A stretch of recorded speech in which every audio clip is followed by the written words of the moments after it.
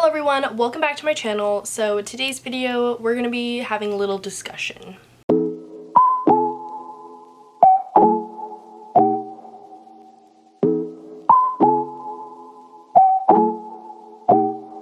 I really love watching videos on BookTube about discussions and conversations about the BookTube community. I love hearing people's process or listening to how they kind of review books and how they rate books or their kind of philosophy here on BookTube. In today's video, we're going to be having a little discussion about why I am not rating books in 2022 and why I have stopped using the 5-star rating system on Goodreads. So if you're interested in that, let's sit down because it's going to be a wild ride. So I just want to preface this video by talking a little bit about how I see the rating system and how I use the rating system. So I usually use the rating system as a way to kind of predict which books that I will like or choosing books that I want to buy. So for example, let's say I'm in Barnes & Noble's and I am choosing between 2 books and I can only buy one because rip my wallet.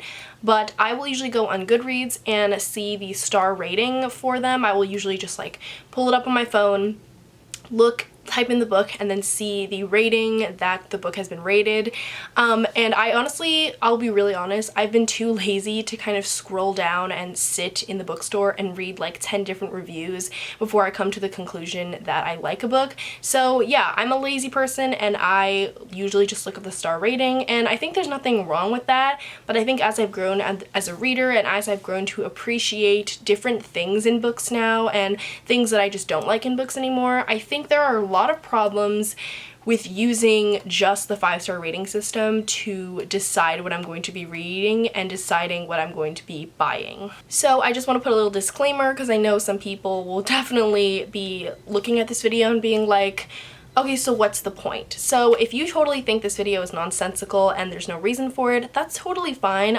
If you still love rating books and you have used the rating system as your like die-hard system for how to choose books or how to review books, I'm not coming for your life. I totally understand that. I have been using the 5-star rating system ever since I started reading books. But I do think there is merit into the conversation about why the 5-star system is quite limiting, but also some of the problems that I've seen with book rating on BookTube and on the book community. And when I talk about ratings on books, I will specifically be talking about Goodreads, because I feel like Goodreads is where either like people in the book community, but people also outside of the book community, like not on the online book community, go to kind of look at their books, because Goodreads has become the most like popular reviewing platform basically, where non-readers and readers alike can just like read reviews and look at like synopses of books, get information about books.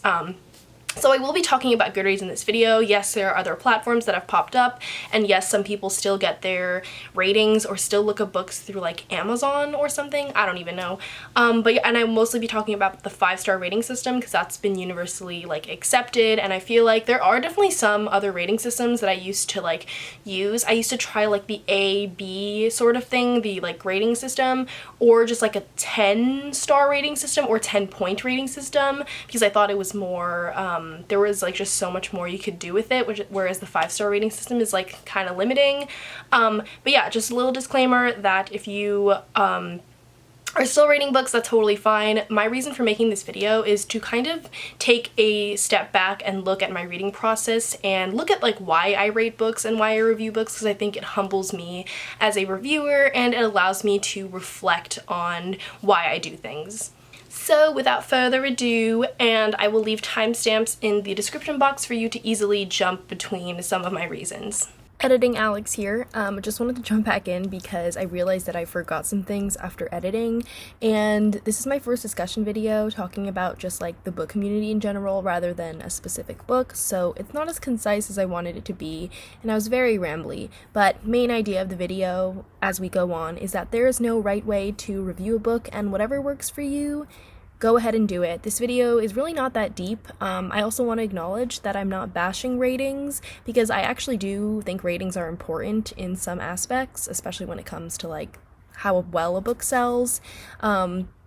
I am just talking about ratings in a context of writing my own reviews, and I think more specifically just on YouTube, because when I talk about books and wrap-ups, I will no longer be like saying my rating. That was always something that I did, but mainly just talking about what I liked or what didn't work. And I definitely think I would still consider rating books if it was a 5-star book and it was very underrated and not many people were talking about it. I would not be opposed to rating it to help it sell better or just to boost its rating. So just want you to understand that, and yeah.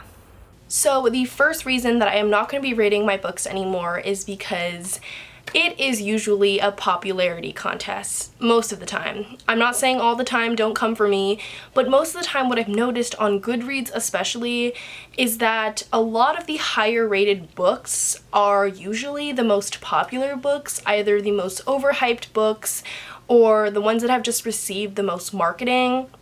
And this honestly makes sense since the rating is kind of impacted by how many reviews there are and how many ratings people give it. So the more ratings, not necessarily the higher the rating it will be, because a lot of people could have rated it bad, but the more ratings you have from people, the more the rating will change, because obviously it's being impacted by all these numbers and the average is fluctuating. And a lot of the most marketed books and a lot of the books that are getting the most hype are obviously being rated highest on Goodreads by a number of people. So it's kind of hard to take these ratings when I see them at a high value or to even just believe these ratings, because mostly the books that are being rated high and being pushed to us on Goodreads are the most popular or the most marketed, like I said. And again, this is not the case for every single book on Goodreads. I'm not saying that at all, but I think you can't talk about ratings without talking about the social impact from social media, and especially TikTok these days, where even bookstores, indie and Barnes & Nobles alike,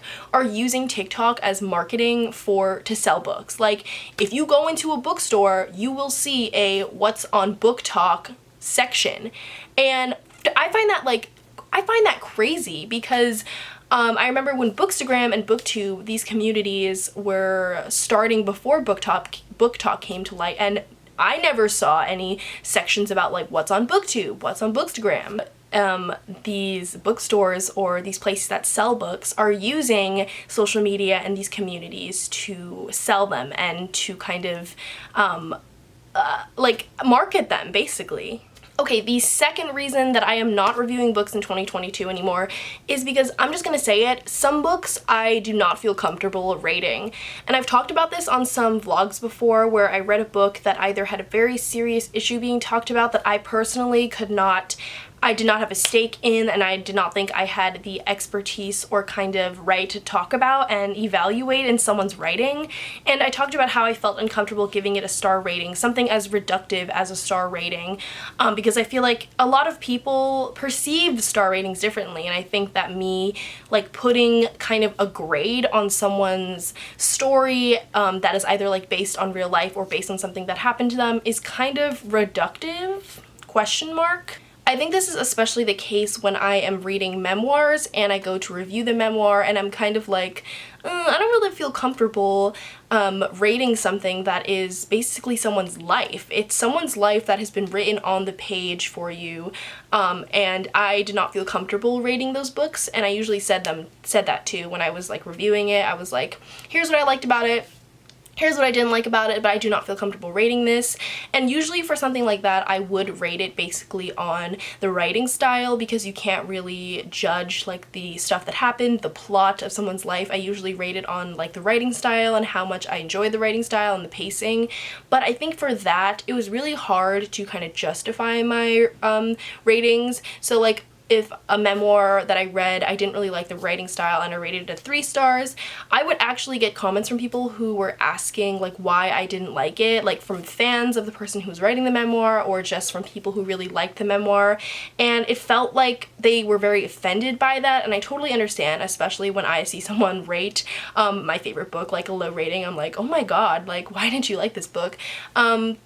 And I think that's where it can get really dicey, because I didn't not like the book because I didn't like the person's life, or I wasn't appreciative of the subject matters that were being talked about. I just didn't enjoy the writing style and the pacing, and I think that's mostly where it comes down to with my ratings. I rate things based on how well I how well it flowed and the writing style, very less about the plot and the characters, because I feel like that's something that's very personal, and it changes a lot. I mean, it is a part of writing style, but I think that it's impacted by a lot of things. And whenever I see reviews that take off stars for the way, like, they didn't like something about the culture of the character, or they didn't like something. I understand with calling books out for being problematic, that is so important, but I think when reviews take off stars because they didn't like how the culture was like represented, or just, and then this is, I'm saying this as readers who are not a part of the community that is being talked about in the book, or do not have a stake in the community or ethnicity or culture. I think that's where it's kind of like a red flag to me. Like, I totally understand if you are a part of the community that's being talked about in the book, the same community that the author is from, and you are pointing out something that was like problematic, and that is why it impacted your rating. That is 100%. I think that's fine. I think it's when you have mostly like white reviewers talking about why they didn't like, there was too much of this and too much of that, and I just feel like that to me is kind of a red flag. And also just like, why is it impacting your rating? Like, I think they don't understand the what's at stake as it would mean to a reader who is from that community, or what's being talked about, the issue that is being talked about at hand.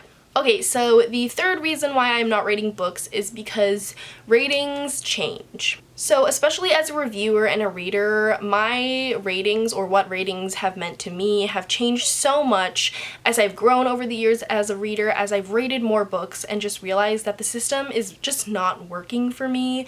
I think this is especially poignant on Goodreads immediately when you finish a book. And if you're tracking a book through Goodreads, you are adding it to your currently read, and then you're tracking your progress. I track my progress when I read books on Goodreads because I think it's fun, especially for the audience, for my followers or my friends to see kind of what I thought throughout a book. And I think it adds like a funny factor where you get to like chat with your followers and your friends on Goodreads. Especially when you finish a book and when you go to click I'm finished with the book, it immediately prompts you to rate the book and review it. And for me, it puts a lot of pressure on me as a reviewer to think of a rating right there and then after I finish the book. And I know you can just click out of it and just review it later, but especially as someone who like reviews books openly on social media and people follow my Goodreads and look at my ratings, I think it puts a pressure on me to give some type of rating right away, especially after I finish a book, because people want to see how it was and what I thought of it. So I felt really weird about just like rating a book right there and then. I'm someone who needs to sit with a book a little bit after reading it in order to give it kind of a proper rating, and for me to like, it needs to sit with me a little bit, because how I thought about a book right after finishing it is not the same when, you know, a few hours pass, or like a week later, or a day after even. And that's why in my reading vlogs, I usually talk about what I thought right after finishing the book, but then I also add a clip in about me talking about the book like a week later or a day later, because it changes and I realize that there are some things that I totally missed out on, because I feel like you get kind of adrenaline rush after finishing a book. You're kind of just like, oh my god, it's done, and here are the things that I loved, but then you just forget to mention the things that just like were either problems for you or things that you did not like as much, just because you really were excited to talk about the book and you just wanted to talk about it. And so that's why I think ratings for me change, and they fluctuate very often. And when it comes to ratings, sometimes on Goodreads, I will change my rating. Like, books that I read a few years ago, sometimes I will reread them, very rarely though, but sometimes I will reread them, or maybe I'll hear something problematic about them, or something that people have brought my attention to, and I will change my rating on Goodreads. And I just felt a lot of pressure to like explain in the little review section why I changed my rating.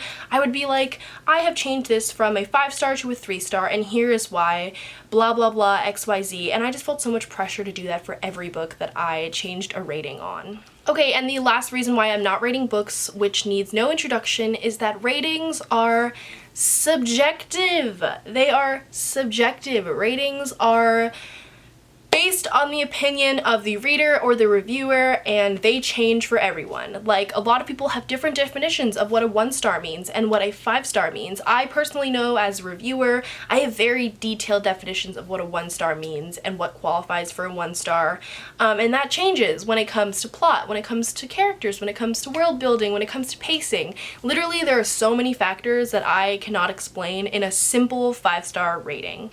And I feel like, in essence, Goodreads over the past few years has gotten a pretty bad rep because I feel like a lot of readers don't trust the ratings anymore because they can be easily swayed by, like I said, the influx of readers coming from TikTok or just social media or places that you see that are just based on like marketing materials and how much marketing a book gets, which is very problematic in and of itself, because that's a very it's a very weird system, because a lot of the books that are being marketed more, we could argue, are mostly from like white authors or the bigger publishing houses, which are leaving a lot of the indie publishing houses and a lot of authors of color, it's leaving them behind. I remember this one time I rated this book 3 stars on Goodreads, and I think it was just like this person's favorite book or something, and they actually asked me like why I didn't like the book, and my rating of 3 stars, usually some people see it as like a bad sign if a book is rated 3 stars, but I think my definition of a 3-star when it comes to reading is like, I like the book, I genuinely like the book, it's just there were some things that fell flat that do not appear in books of like 4-star caliber or 5-star caliber. I think when that person asked me why I rated it, why I didn't like the book, I think they were like offended, and I had to explain to them that me giving it a 3 stars does not mean I didn't like the book, it was just XYZ, and I just felt the need to explain to myself, to give context about my rating. Ratings are all about context. I feel like that's been the argument over the past few years, is that ratings are different for everyone because everyone has their own context behind how they rate books and what their rating system means to them. And personally, as a reader, I am just way too tired of explaining my context to people. So personally, the rating system does not work out for me, because why would I use the rating system if I could just explain to you what I liked and didn't like in a book? I feel like that's much more conducive to how I work as a reviewer, rather than being like, I gave this book a 3 stars and here's why. Why can't I just say, I gave this book, or I really like this book, here's why. I didn't like this book, here's why. I feel like when people see ratings, they project their own definition of the 5-star rating system and what it means to them on other people. I am personally guilty of doing this, because when I see someone give a book 5 stars that I don't really think was a 5 stars, I sort of question their reviewing ability, and that's not great. And I'm being totally honest here because I'm guilty of doing it. I am a reviewer and a reader like all of you are, and I'm guilty of doing that, and I want to stop doing that and stop putting so much heavy weight and meaning on this 5-star rating system that is honestly just very outdated and I just feel like a lot of people also on Goodreads where you can't give decimal star ratings, so that's why they take the whole star rating so personally and so deeply. Okay, and the final segment of this video is why I switched over to storygraph. So if you didn't know, storygraph is a new reading reviewing platform, almost basically like Goodreads, but in my opinion a little better, and here's why. This is not sponsored by storygraph or anything. I just have found a lot more use on this platform, and I find myself going towards it a little more than Goodreads. I remember when it came out like last year, or I think 2 years ago, and when I started hearing about it, I didn't switch immediately. I actually stayed on Goodreads for a year, so I think there's a lot of things that after hearing about storygraph and finding out about it, I think me now using storygraph a lot more in 2022, there's a lot of things that I want to point out that I think would be beneficial as a reader and a reviewer, and has just enhanced my experience. So in essence, on storygraph, and I'll put a little screen cap, there are way more features, like you can finally rate with decimal points, and when you actually go to review the book, so like when you say I'm done with the book, and like on Goodreads where it just prompts you to write your review